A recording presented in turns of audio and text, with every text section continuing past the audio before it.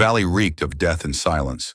Once 2 Roman legions had marched proudly into its mist-shrouded depths, never to return. Tales spread like wildfire, whispers of ghosts, wolves with glowing eyes, and a curse older than Rome itself. Farmers abandoned their lands, soldiers trembled at its name, and senators muttered that the gods themselves had turned against the empire. But amid fear and despair, a single figure would rise, a woman with iron resolve, destined to shatter the curse and carve her name into eternity. Stay with us as we journey through betrayal, bloodshed, and a legend born in fire. This is the untold saga of Rome's most haunted battlefield, and the woman who defied gods and men alike. Like, share, and subscribe to witness history brought to life. The morning sun cast a pale light over the rugged expanse of Wolf's Vale, a place where mist clung low to the ground like the folds of a burial shroud. It was the year 20 AD, and Rome was at the height of its power, its banners fluttering over conquered lands, from Britannia's wild shores to the deserts of Africa. Yet even in this golden age, the empire trembled at whispers of a cursed valley. For here, in this forsaken gorge, 2 legions of Rome, pride of the Senate and people, had vanished without trace. They had marched in perfect order, their armor gleaming, shields polished, and standards held high. Trumpets had sounded their advance as they entered the valley's shadowed maw, certain that no barbarian rabble could withstand the might of Rome. Scouts reported no enemy presence, no sign of ambush. Yet days passed, weeks. No messenger returned, no survivor staggered back with tales of battle. When reinforcements arrived to search for them, they found only broken shields scattered among charred earth, rusting swords, and banners torn as though by clawed hands. The corpses of men and horses were nowhere to be seen, as if the land itself had swallowed them whole. Rumors spread like wildfire through the frontier provinces. Legionaries muttered that the gods had cursed the valley, that vengeful spirits hunted those who dared trespass. Wolves were seen prowling the ridges, their howls carrying for miles, echoing like the lament of the dead. Local tribes whispered of Magnus Lupus, the White Wolf, a warlord who had struck fear into his enemies for generations. To Roman ears, these stories sounded like barbarian superstition, but the fear they inspired was real. Entire villages fled their homes, leaving fields untended, their dwellings abandoned to the creeping wilds. The news reached Rome, and panic rippled through the Senate halls. The disappearance of 2 legions was no small affair. It was a wound to Roman pride, a catastrophe that shook the illusion of invincibility that had held for centuries. The empire had survived Hannibal's elephants, civil wars, and the wrath of Germanic tribes. Yet this mystery was different. No enemy claimed victory. No battlefield could be examined. The greatest army in the known world had been swallowed by a single valley, and no man could explain how. Superstition gripped the provinces. Soldiers refused orders to enter Wolf's Vale. Desertion rates soared, and whispers of divine wrath spread from camp to camp. Some claim Mars himself had abandoned Rome, while others swore that Diana, goddess of the hunt, had turned her wolves upon the legions. As the months passed, the once thriving frontier became a land of fear, with roads empty and watchtowers left unmanned.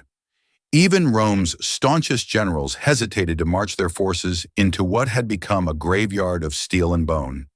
To the empire's enemies, the disaster was a beacon of hope. Tribes along the northern borders grew bolder, raiding Roman outposts and caravans. The Senate debated fiercely, torn between calling the valley cursed and sending another army to reclaim its honor. Some senators argued for caution, fearing a trap, while others demanded vengeance to restore Rome's prestige. In taverns and marketplaces, the story spread like wildfire, told with embellishments that turned fear into legend. Mothers threatened disobedient children with tales of the Vale of Wolves, and veterans muttered that no glory was worth the price of marching into that mist-shrouded abyss. By the end of the year, Wolf's Vale had become more than a battlefield.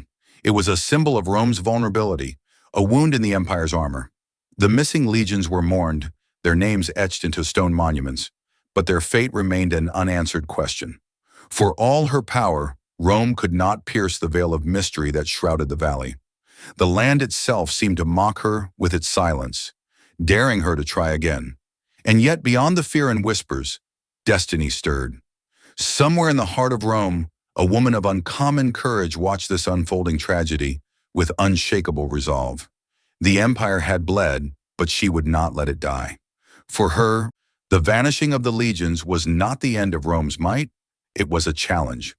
In the shadowed corridors of the Roman Senate, where marble floors echoed with the whispers of power, one name rose above the clamor of fear: Cornelia Drusilla. Daughter of a decorated general and a senator's sister, she had been born into privilege, yet her life was anything but sheltered. From childhood, she had been fascinated, not by jewelry or courtly gossip, but by maps of distant frontiers, tales of conquest, and the stories of soldiers who returned from the empire's bleeding edges.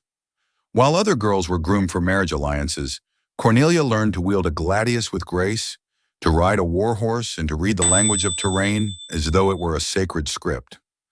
By the time she reached her mid-20s, Cornelia had already distinguished herself as an administrator in Gaul, where she quelled rebellions not with brute force, but with cunning diplomacy and ruthless efficiency. Her soldiers respected her not merely for her lineage, but for her courage. She marched alongside them, shared their rations, and was known to take watch during the coldest nights, refusing the comforts afforded to her rank. In a world where women were rarely seen in positions of military authority, Cornelia carved out her place through iron will and sharp intellect. The disaster at Wolf's Vale reached her ears like a clarion call. Rome was shrouded in fear, and her enemies in the Senate whispered that perhaps the gods themselves had forsaken their empire. To Cornelia, this was not divine punishment, but the work of a mortal adversary.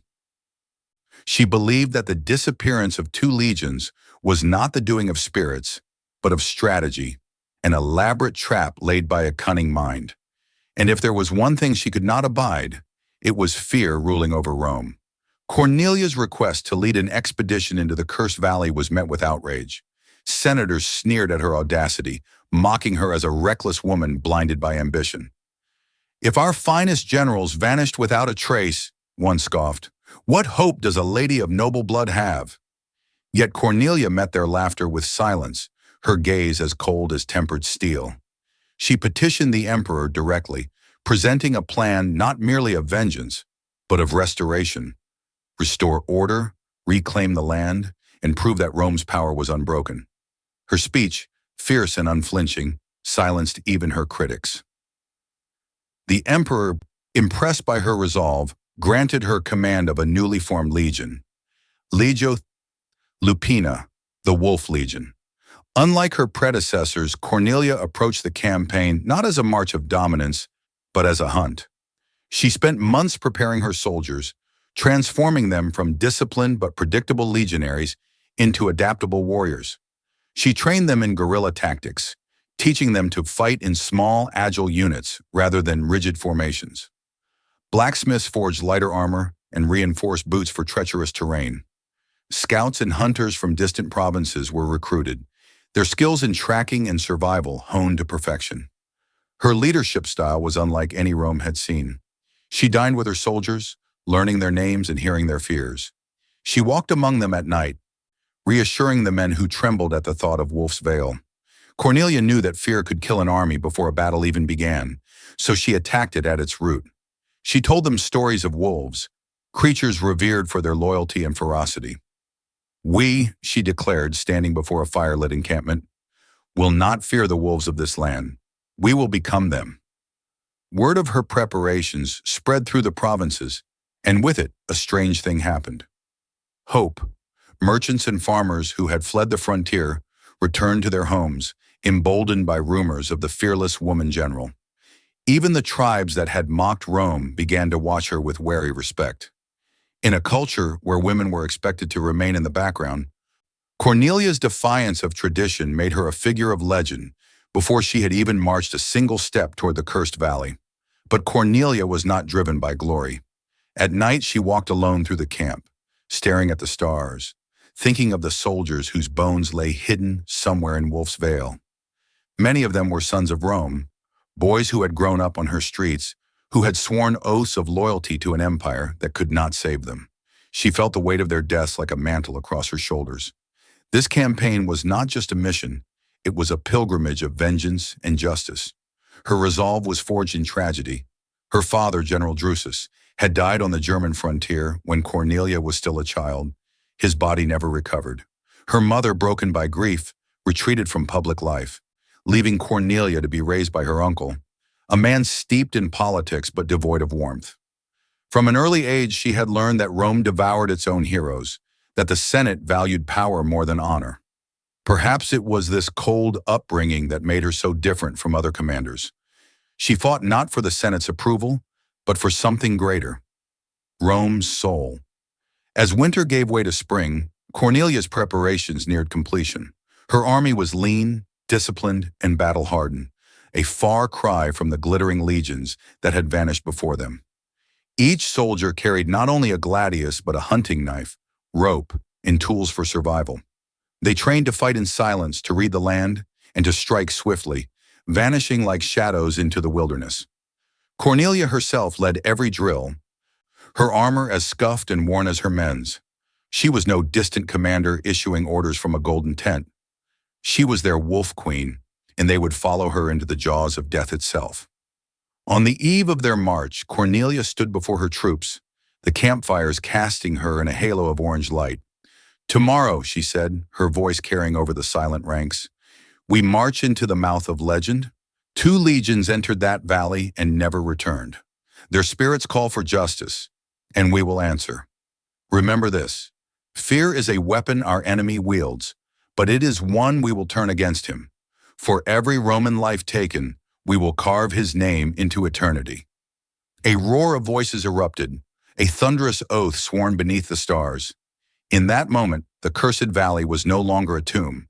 It was prey, and Cornelia Drusilla was the huntress who would bring it down.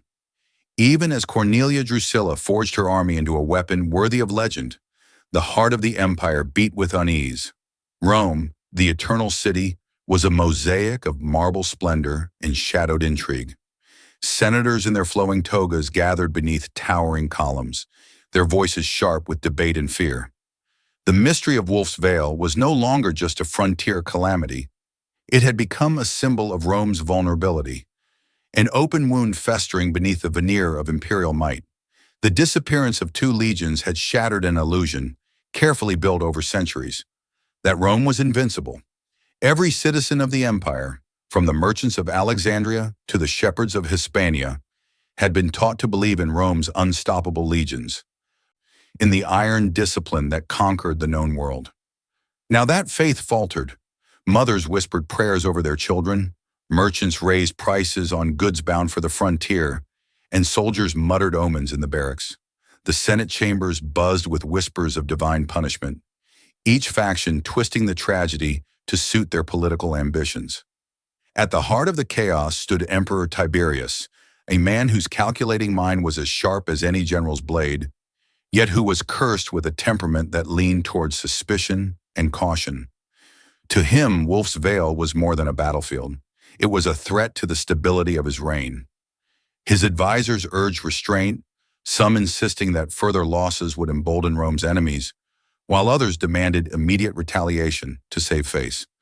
Each senator who spoke did so with hidden motives, their words heavy with ambition, their eyes glimmering with fear.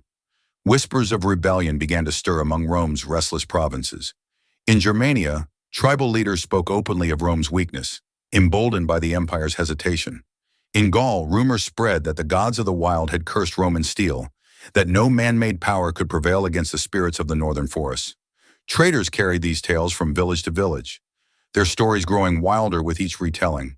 The curse of Wolf's Vale became a myth, a weapon in itself, one that no sword could cut down. The Senate grew divided. A faction of traditionalists insisted the gods were displeased, demanding massive sacrifices and religious rites to appease them. Temples overflowed with offerings, and priests performed elaborate rituals in hopes of cleansing the stain on Rome's honor. Another faction argued that the tragedy was a failure of leadership, using it as an opportunity to undermine rival generals and secure their own power. In this atmosphere of suspicion and fear, Cornelia Drusilla's name emerged like a spark in a dry forest. Some senators dismissed her as a reckless outlier, but others saw in her boldness a symbol of Rome's fading virtues, discipline, courage, and a willingness to confront the impossible. Yet even Cornelia's appointment as commander could not soothe Rome's growing unrest. The disappearance of two entire legions was a blow not only to morale, but to the empire's military strength. Each legion represented thousands of trained soldiers, years of investment, and an irreplaceable network of officers and veterans. Their loss had left the northern frontier dangerously exposed, forcing Rome to stretch its forces thin. Watchtowers that once stood as beacons of security now seemed lonely outposts awaiting the inevitable. Political rivals of Cornelia seized the moment, portraying her campaign as a fool's errand. "We have already lost enough blood to this cursed land," one senator thundered, "and now we send a woman to lead more men to their deaths? Shall Rome's enemies not laugh at us?" The insult was met with murmurs of agreement, but it was also met with silence from those who dared not voice their admiration for Cornelia's courage. The Senate was a battlefield of words, each speech a thrust, each alliance a fragile shield. Outside the marble halls, the people themselves were restless. Rome's streets buzzed with rumors, its taverns filled with tales of ghostly wolves and barbarian magic. Some claimed the land itself had risen against the empire, that Mars and Jupiter had turned their backs on their chosen city. Others whispered that it was no curse, but a human enemy of unparalleled cunning, one who had outwitted Rome's finest commanders. In this climate of paranoia, even seasoned officers hesitated to accept frontier assignments. Legionaries muttered in their tents that they would rather face 1,000 Gauls than set foot in Wolf's Vale. Yet beneath the fear and division, a dangerous truth gnawed at Rome's heart. The empire's strength rested not only on its armies, but on the belief that its armies could not be defeated. The tragedy of Wolf's Vale cracked that belief like a shattered shield. Enemies across the Rhine and beyond the Danube saw opportunity in Rome's hesitation, raiding supply lines and ambushing patrols. Even the Parthian envoys in the east sent carefully worded letters, testing for weakness. For the first time in generations, Rome's enemies sensed blood in the water. In the imperial palace, Tiberius pondered his options late into the night. He was no stranger to military campaigns, having commanded legions himself, but he understood better than most that this was no ordinary war. The loss of 2 legions was not merely a strategic disaster, it was a psychological one. Sending another general would risk further humiliation, yet doing nothing would make Rome appear cowardly. Cornelia's proposal had been daring, even reckless, but in her eyes he had seen something his Senate lacked: conviction. He granted her command not only because of her plan, but because of her fearlessness. Rome needed a symbol of defiance, and Cornelia was that symbol. Still, as Cornelia prepared her army, Tiberius knew he was gambling the empire's fragile image on one woman's shoulders. If she failed, Wolf's Vale would become more than a legend. It would become a curse upon Rome's very soul. If she succeeded, she would not only reclaim the lost honor of the legions, but restore faith in the empire's unshakable destiny. The stakes had never been higher. And so as spring dawned over the eternal city, its marble temples glowing in the morning sun, Rome trembled, not from barbarian invasion, but from a deeper fear, that the curse of Wolf's Vale was not a myth, but a mirror reflecting the empire's own growing cracks. While Rome spiraled into fear and political strife, deep within the shadowed forests of the north, a man watched the chaos he had sown with cold satisfaction. Magnus Lupus, the White Wolf, was no mere tribal warlord. He was a tactician forged in hardship, a man whose legend had begun not on a battlefield, but in chains. Years earlier, Magnus had been captured during a Roman campaign against his tribe. He was brought to Rome as a prisoner, paraded through the streets to entertain a crowd hungry for spectacle. There, he had been marked not only by humiliation, but by insight. He studied his captors closely, their discipline, their formation, their pride. From the confines of a Roman prison, he learned their strengths and, more importantly, their weaknesses. When his people ransomed him back in a desperate exchange, Magnus returned not as a broken man, but as a predator who had glimpsed the empire's soft underbelly. It was said that Magnus moved like a shadow through the forests, a hunter as silent as the snow that blanketed his homeland. He was a man of few words, his authority absolute among the tribes. The white wolf was no savage brute. He was a master strategist who turned the wilderness itself into a weapon. Where Rome saw an untamed landscape, Magnus saw a fortress. Where they saw an enemy that relied on brute strength, he wielded deception like a blade. The valley that Rome would come to call Wolf's Vale was his masterpiece. To the untrained eye, it was a simple gorge, bordered by towering cliffs and shrouded in mist.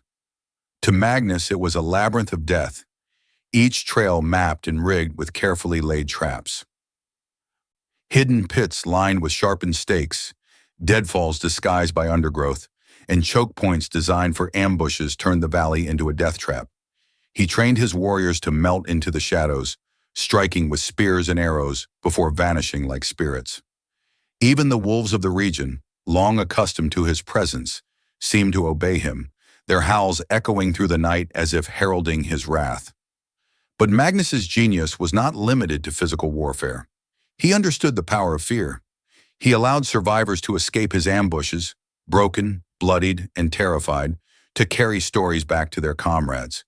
These tales grew in the telling, until Wolf's Vale was no longer a battlefield but a cursed tomb in the minds of Roman soldiers.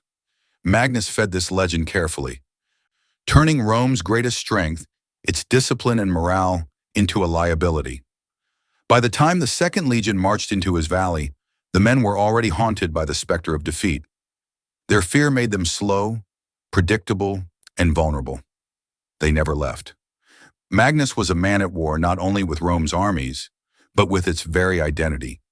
He despised the empire for its arrogance, for the way its legions trampled ancestral lands and claimed dominion over people who had thrived long before Rome was even a whisper of an idea. He had watched Roman governors strip his homeland of resources, enslaving his people and demanding tribute. He saw himself not merely as a leader, but as the vengeance of the earth itself, a predator striking back against an empire of conquerors. In his youth, Magnus had been a chieftain's son, trained in the old ways of his tribe, survival, stealth, and patience. He could stalk prey for days without being seen, cross frozen rivers without leaving tracks, and disappear into the forest as though he were born of it. His people revered wolves, seeing in them not beasts, but teachers. It was said that Magnus himself had been chosen by the spirits of the wild, a belief that only deepened his mystique. His snow-white hair and piercing blue eyes lent credence to this legend, and his enemies came to fear the sight of his wolf fur cloak glinting in the torchlight of a raid. Magnus's command structure mirrored Rome's efficiency, but was rooted in tribal tradition. He united rival clans through fear and respect, forging them into a cohesive force. Where Romans valued rigid formations and centralized command, Magnus valued adaptability. Each warrior under his banner knew the land intimately, trained to fight independently, and trusted to make decisions in battle.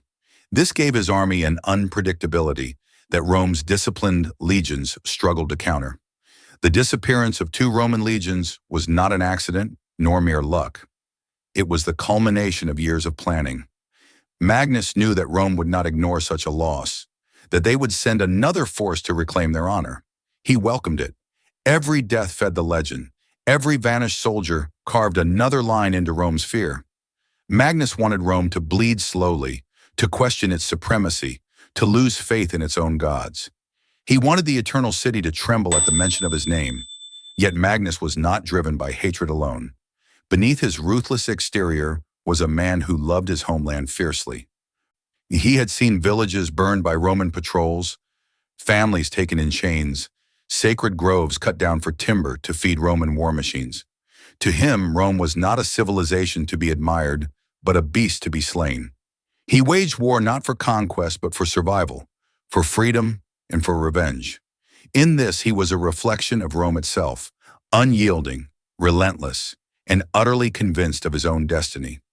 His spies roamed far beyond his borders, slipping into Roman camps, bribing disgruntled scouts, and gathering intelligence.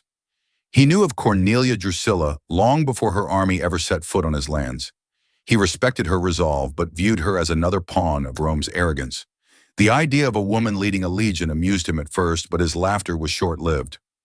Reports from his scouts painted a picture of an enemy unlike any he had faced, a commander who adapted, who studied, who trained her men not as soldiers of Rome, but as hunters. For the first time, Magnus felt a flicker of caution. Cornelia was no ordinary opponent. She was a predator like him. The White Wolf sensed that the next battle would not be a simple ambush, but a contest of wits and willpower. He began fortifying the valley even further, setting traps within traps, and preparing his warriors for a hunt unlike any they had ever faced. The legend of Wolf's Vale was about to be tested, not by a faceless army, but by a woman determined to shatter his myth. Magnus welcomed the challenge. To him, Cornelia Drusilla was not merely an enemy commander, she was prey. And in the mind of the White Wolf, all prey eventually fell to the hunter. As winter receded and the forests of the north stirred with the thaw of spring, Cornelia Drusilla's march toward destiny began. The roads that led to Wolf's Vale were deserted, lined with abandoned farms and villages reclaimed by nature. Her legion advanced in silence, their armor muted with darkened leather, their banners stripped of ornamentation. This was no parade of imperial glory, but a shadow army, honed for survival rather than spectacle. Cornelia rode at the head, her cloak of wolf fur billowing in the cold breeze, a deliberate symbol chosen to match the legend she intended to slay. Every step of the march was meticulously planned. Cornelia had studied the valley as one might study a living creature, tracing every stream, ridge, and game trail through the reports of scouts and survivors. She spent months interrogating hunters and trappers who dared approach the cursed land, piecing together a map that no Roman had ever possessed. Where other commanders relied on sheer force, Cornelia relied on knowledge, precision, and patience. Upon reaching the outskirts of Wolf's Vale, she made a decision that shocked her officers. She halted the legion and ordered them to build a fortified base camp miles from the valley entrance. "We will not march blindly to our deaths," she told her captains. "We will dismantle this myth one step at a time." The camp became a hub of activity, not just a fortress, but a training ground where her soldiers underwent a transformation unlike any in Roman history. Cornelia drilled her men relentlessly, breaking them into smaller squads of 10, teaching them to move and fight independently. They practiced ambushes, night raids, and silent communication through hand signals. She recruited local woodsmen as guides, elevating them to the rank of instructors, an act unheard of in the rigid Roman hierarchy. Her legionaries learned to track footprints, read broken branches, and sense danger from the unnatural stillness of the forest. They traded heavy armor for lighter gear, sacrificing the gleaming image of Rome's legions for speed and stealth. She studied Magnus's tactics with an intensity bordering on obsession. Each skirmish and ambush from past battles was dissected, its lessons incorporated into her strategy. Cornelia recognized that brute force had failed her predecessors. Magnus had defeated Rome not with superior numbers, but with superior understanding of terrain and psychology. "To kill a wolf," she told her centurions, "you must think like a wolf." Cornelia herself embodied the transformation she demanded of her men. She discarded her ceremonial armor for a suit of hardened leather, reinforced with steel plates. She carried not only a gladius but a bow and quiver, a hunting knife at her side. She led training missions deep into the surrounding forests, teaching her soldiers to survive on meager rations and sleep in makeshift shelters. Under her command, the legion became less like an army of men and more like a pack of predators. Her reforms were met with skepticism at first. Some of her officers grumbled that abandoning traditional Roman formations was sacrilege, a betrayal of centuries of discipline. But Cornelia silenced dissent not with words but with example. She participated in every drill, endured every hardship alongside her men, and demonstrated mastery of every skill she taught. When her soldiers faltered, she was there to lift them up. When they triumphed, she praised them personally. Over time, the grumbling ceased, replaced by a fierce loyalty. Cornelia was no distant patrician. She was their leader, their sister-in-arms, their wolf queen. Weeks turned into months as Cornelia methodically closed the noose around Magnus's domain. Her scouts infiltrated the outskirts of Wolf's Vale, dismantling traps and ambush sites one by one. She sent teams of elite skirmishers into the valley under cover of night, retrieving intelligence and leaving subtle signs meant to confuse Magnus's trackers. In this shadow war, Cornelia turned Magnus's own tactics against him, spreading rumors and false trails, forcing him to second-guess his every move. But Cornelia's genius was not merely tactical, it was psychological. She understood that Magnus thrived on fear, that the legend of Wolf's Vale was as powerful a weapon as his warriors' spears. So she sought to break that legend, not just through victory, but through symbolism. Her men began wearing wolf pelts over their shoulders, painting their shields with snarling wolf heads. They moved through the forests not as invaders, but as predators, claiming their rightful hunting grounds. Slowly, whispers spread among the tribes. The Romans had become wolves themselves. Cornelia also waged a campaign of diplomacy, reaching out to smaller clans oppressed by Magnus's dominance. She offered them freedom, trade, and protection in exchange for loyalty. Many defected, bringing valuable intelligence about Magnus's movements and fortifications. Her army grew not only in strength but in knowledge. Every deserter from Magnus's ranks another piece of the puzzle she was assembling. For all her brilliance, Cornelia never lost sight of the cost of war. She visited the graves of fallen soldiers personally, speaking to their comrades and families. She kept a meticulous record of every casualty, refusing to let any death become a nameless statistic. Her compassion made her beloved among her men, but it also hardened her resolve. Every loss was a reminder of the stakes, a silent vow that she would not waste their sacrifice. As summer approached, Cornelia's preparations were complete. Her army was no longer a Roman legion in the traditional sense. It was a precision weapon, a force of disciplined hunters capable of striking and vanishing like shadows. Her officers, once skeptical, now trusted her judgment implicitly. Even the emperor, watching from Rome, began to sense that something extraordinary was unfolding on the northern frontier. Cornelia's final act of preparation was deeply symbolic. She ordered a statue to be carved, not of herself, but of a wolf. It was placed at the entrance to her base camp, its fangs bared, its eyes narrowed in eternal defiance. Beneath it, she had an inscription carved in Latin, non timemus. We do not fear. The statue was more than a morale booster. It was a declaration of war, a challenge hurled into the heart of Magnus's legend. With her plans laid and her men forged into instruments of vengeance, Cornelia summoned her officers for a final council. Around a wooden table covered in maps, she traced the path her army would take into the valley. Magnus Lupus believes this land is his fortress, she said, her voice calm but edged with steel. Tomorrow we show him that the hunter can become the hunted. Rome does not kneel to fear. We break the curse, or we die trying. The officers bowed their heads in solemn agreement. No cheers followed her words, no triumphant cries. They needed none. The silence that followed was heavier than any oath. A silence born of resolve, sharpened by months of preparation, and bound by loyalty to a woman who had transformed them from soldiers into legends. As dawn broke the next day, the Wolf Legion moved like a phantom army toward Wolf's Vale. The mist rolled through the valley as if to meet them, curling around their boots and spears. Magnus Lupus was waiting, his traps set, his warriors poised. But for the first time in years, the hunter would face prey that had teeth of its own. The sun rose pale and bloodless over Wolf's Vale, its light struggling to pierce the mist that clung to the land like a shroud. The valley lay silent, yet every tree, every shadow seemed to watch the advancing Romans. Cornelia rode at the front, her wolf fur cloak catching the dawn breeze, her gaze fixed on the dark ridges that concealed Magnus Lupus's warriors. To her, this was no battlefield. It was a tomb, one she intended to cleanse with blood and fire. Her army advanced not as a single column, but as a living organism.